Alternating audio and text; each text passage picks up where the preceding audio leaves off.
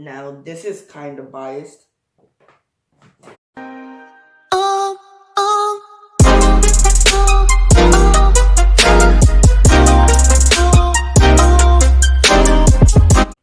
Hey guys, welcome back to another video. Yes, your boy is getting more consistent. Today's video, guys, will be a whole soccer video. But just because I am a very nice person, any minute now, a time will be popped up in the screen. Skip to that time, and there will be an announcement waiting for you. My uncle and my dad have mentioned something. That I have a YouTube channel, and I mentioned soccer 3 times in this channel. 3 times. Today's video is a video I cannot skip. And by the way, guys, this is my opinion. I am not an analyst. I don't know facts. I don't know anything.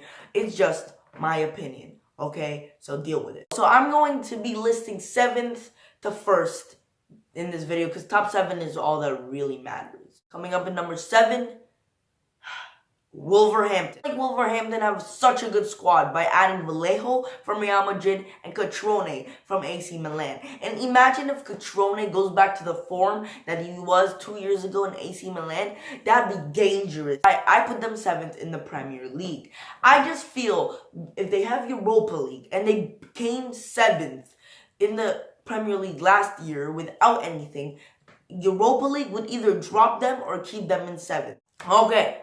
Number 6, Manchester United. Now, here's the problem with Manchester United.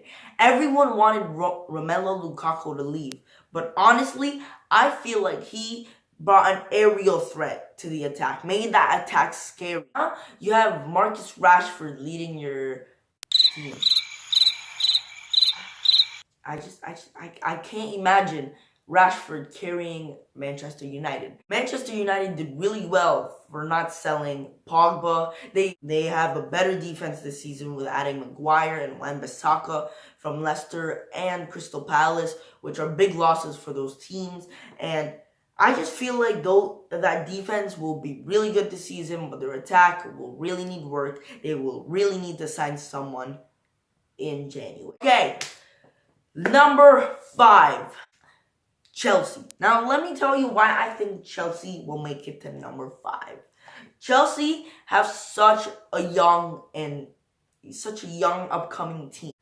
In the Chelsea spot, he already knows Chelsea. He's been a player in Chelsea. Now he's a manager. He will be one of those legendary manager status where he could shut anyone up. Like, if someone wants to start and he says no, you're not starting, okay, mister? And already Chelsea have looked good. But the problem is Tammy Abraham leading the strike. But he can't be decisive. I do not see him scoring a late minute banger out of nowhere. There's no way that's going to happen. You already saw his penalty against Liverpool in the Super Cup. A great representation of what I mean. Now, Mason Mount, which is really good. They brought back Loftus-Cheek. They brought back, what's his name? They're going to start using Hudson-Odoi more. They lost David Luiz, and obviously Eden Hazard are big losses. Willian should start playing more. For some reason, he got the number 10. Why? Season coming 5th will be so good for Chelsea, especially having that 1-year ban for transfer window. So I can't even say go get someone in January. Number 4 will be Arsenal. Arsenal have such a good team this season. If they don't enter top 4, I don't know what team will. It's scary. They signed one of the best upcoming prospects from Lille his name is Pepe. They signed William Saliba. They signed Kieran Tierney, the Scottish Player of the Year in Celtics. They signed David Luiz to make up their defense. Hector Bellerin's coming back. They signed Ceballos for their midfield, who will be such a good add to Arsenal for the season, and maybe he will sign. Maybe, just maybe. He's a creative player, really such a threat. They have Aubameyang in left wing. They have Lacazette in striker.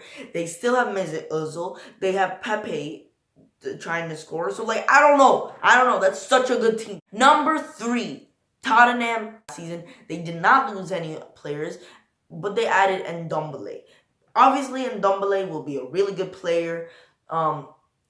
He already started. You could see him becoming a good player in the midfield. I think that player, Ndombele, will be a player that if Eriksen leaves, because still the European transfer window is open. So maybe if Eriksen leaves to Real Madrid or one of the teams that want him, and Ndombele will be there. And they will be closer to second place, but not first place. Now, number 2, and I pray the season ends right now because this is my prediction. Number 2, Manchester City. Now, this is my opinion. It's very unpopular. Pep Guardiola has signed Rodri and Cancelo. Amazing sign. But let's imagine Kevin De Bruyne gets an injury. Or let's imagine Bernardo Silva gets an injury. Or you know what? Maybe Kun Aguero gets an injury. If one of those players get an injury, their team will break. You saw what happened when Kevin De Bruyne got an injury. A team, and they lost to a team that were not in the top 6 and were in the headlines for a good week. Now everyone has a good team. They could draw against them. Even West Ham has a good team. So if they draw against some teams like West Ham, like how they drew in Tottenham, imagine if number 1 Liverpool wins all their games, goes undefeated for the whole season, they win the league. That's how important this is. You have to be Manchester City, you have to be Tottenham, you have to be Arsenal, you have to be Manchester United. Those 4 teams. After you beat those 4 teams, you win the title. So I was here sitting on my bed and editing, and I forgot to tell you what the announcement was. Well, basically, hey, I'm trying to make a video. Okay, so the announcement was that Raif Reacts will be a thing. I don't know about the Instagram, but Raif Reacts will definitely be a thing on this channel.